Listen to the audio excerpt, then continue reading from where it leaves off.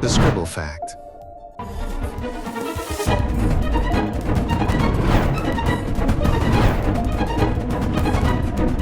October 2015. The phone rings at the private residence of John Brennan, director of the Central Intelligence Agency.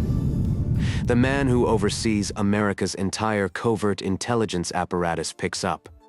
The voice on the other end is young, British, and they have a demand. We just want Palestine to be free, and for you to stop killing innocent people. That wasn't a foreign government. That wasn't a sophisticated nation-state hacker.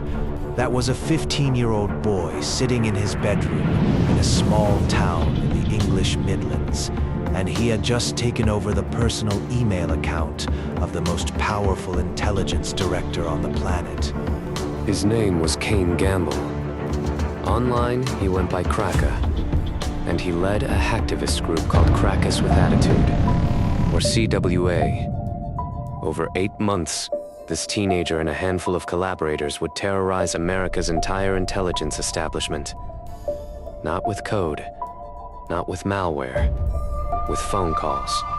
Colville, Leicestershire. A quiet market town in the English Midlands. Population roughly 35,000. Nothing about this place screams cyber threat.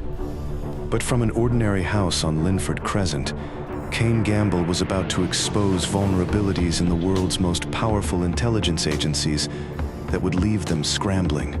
Cain was born in October 1999. Bright, tech-obsessed, and increasingly angry about global politics. The war in Iraq, the treatment of Palestinians, American drone strikes killing civilians. He didn't just read the news and scroll past. He decided to do something about it. He was 15 years old. Here's what makes this story extraordinary. Cain Gamble wasn't a master hacker. He didn't write sophisticated exploits. He didn't discover zero-day vulnerabilities in classified systems. His weapon of choice was something anyone can buy for £10, a telephone.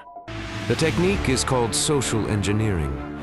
Instead of breaking through firewalls, you break through people. You call a help desk. You pretend to be someone you're not. You exploit the single weakest link in any security system on Earth, a human being who's just trying to do their job and get through their shift. June 2015. Cain Gamble picks his first target. John Brennan, director of the Central Intelligence Agency. The man responsible for America's covert operations worldwide. The man who oversaw drone strikes and counterterrorism. And this man, this spy chief, used a personal AOL email account for sensitive communications. Yes, AOL, in 2015. Step 1. Find out who Brennan's phone provider is. A simple reverse phone lookup reveals it's Verizon. Step 2. Call Verizon customer support. Pretend to be a technician. Tell them your internal tools are down and you need account details for a scheduled callback. It's that simple. That's where the breach begins. The Verizon employee asks for an employee verification code. Cain makes one up. They accept it. Just like that, they hand over Brennan's account number, his 4-digit PIN, his backup mobile number, his AOL email address, and the last 4 digits of his bank card. Everything needed to take over his digital life, given freely over the phone. Now armed with Brennan's personal information, Cain calls AOL customer support. We're locked out of our account, can you help? The AOL agent asks security questions. Last 4 digits of the bank card? They have it. Name and phone number on the account? They have it. Password reset. Complete access granted. The entire hack took a phone call. What they found inside Brennan's email was staggering. The 47-page SF-86 application, the top-secret security clearance questionnaire that Brennan had filled out to work at the CIA. It contained his entire life, personal contacts, medical history, past drug use, interactions with foreign nationals. and attachments forwarded from his government work email, including a spreadsheet of social security numbers belonging to intelligence officials. They also found a letter from the Senate Intelligence Committee asking the CIA to halt its use of enhanced interrogation techniques. That's the polite government term for torture. The director of the Central Intelligence Agency was keeping documentation of his agency's most controversial practices in a personal email account, secured by questions anyone could bypass with a phone call. For 3 days, CWA had unrestricted access to the CIA director's personal email. They posted screenshots to their Twitter account, HFAX, Brennan's contacts, call logs, sensitive documents, the 47-page SF-86, all of it exposed to the world. WikiLeaks eventually published the stolen documents, giving them a permanent home on the internet. Brennan tried to take back his account. He changed the password. CWA re-hijacked it. He changed it again. They took it back again. This happened 3 times.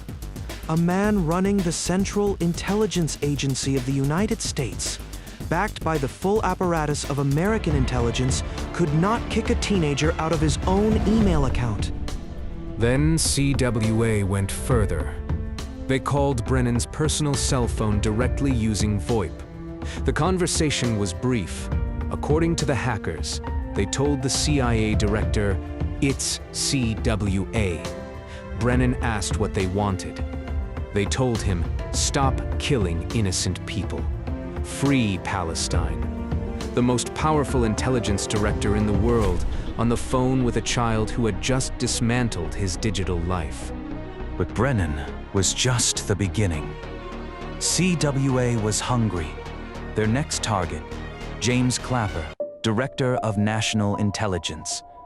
The man who oversees all 17 U.S. intelligence agencies. The entire U.S. intelligence apparatus reported to this man. Same playbook. Call Verizon. Impersonate. Gain access. And this time, they went even further than email. After compromising Clapper's Verizon and email accounts, CWA did something audacious. They set up call forwarding on the Director of National Intelligence's home phone number. Every call made to the nation's top intelligence official at his own home was redirected to the Free Palestine movement. Call the spy master of the United States at his house, you'd reach a pro-Palestine activist hotline. Just let that sink in for a moment. Next, Jay Johnson, Secretary of Homeland Security. The man responsible for protecting America's borders, infrastructure, and cyberspace. CWA got into his Comcast account. They accessed his voicemails. They sent texts from his phone. The Secretary of Homeland Security, the man charged with defending America's digital infrastructure, had his own digital infrastructure compromised by a teenager. Then Mark Giuliano, Deputy Director of the FBI. Not only did they access his home accounts, they used his credentials to breach the FBI's Law Enforcement Enterprise Portal, the FBI's internal database. And from inside that portal, CWA extracted and published the personal details of Officer Darren Wilson, the Ferguson police officer who shot and killed Michael Brown. A domestic intelligence breach with real-world consequences. The victims kept piling up. Avril Haines, Obama's Deputy National Security Advisor, her private calls and emails compromised. FBI Special Agent Amy Hess, her computer accessed. John Holdren, Obama's Senior Science and Technology Advisor. CWA didn't just hack his accounts. They called in a fake emergency to his home address. They swatted a presidential advisor. Swatting. The practice of calling in a fake hostage situation or armed incident to someone's home address so that an armed SWAT team arrives with weapons drawn. CWA did this to a senior White House advisor.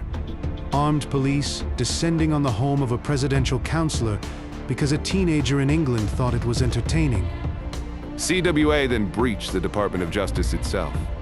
Case files, employee records, information on ongoing FBI investigations.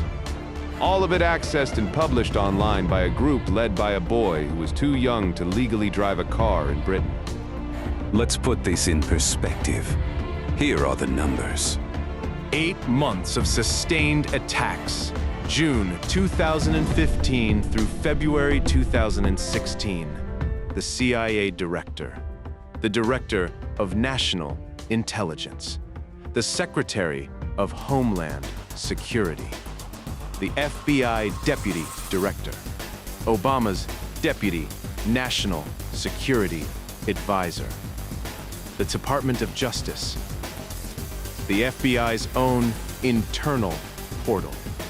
All compromised by a 15-year-old from the English Midlands using a telephone. And CWA published what they found on WikiLeaks. Intelligence documents, personnel records, sensitive information about US operations in Iraq and Afghanistan. A nation's most closely guarded secrets, exposed not by a rival state, not by a sophisticated cyber army, but by kids using telephones and patience. But here's the critical thing. These weren't master hackers. The prosecution itself noted that CWA was incorrectly referred to as hackers. They mostly used social engineering, calling call centers and help desks, tricking people into giving them access. No lines of code, no sophisticated exploits. Just teenagers with phones and convincing stories. The entire operation relied on a truth that every intelligence agency knows but struggles to fix. Humans are the weakest link in any security chain. You can build billion-dollar firewalls. You can encrypt everything end to end. But if someone calls a help desk and sounds like they belong, the person on the other end will often just help. Cain Gamble later said his motivation was simple. He was furious about what he saw as American government corruption and cold-blooded actions.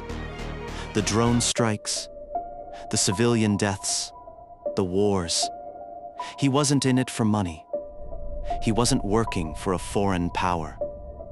He wasn't trying to sell secrets. He was angry, and he had a phone, and he had discovered that the most powerful people on Earth had surprisingly weak security. Eventually, the law caught up. In October 2017, Cain Gamble stood in Leicester Crown Court and pleaded guilty to 10 charges under the Computer Misuse Act.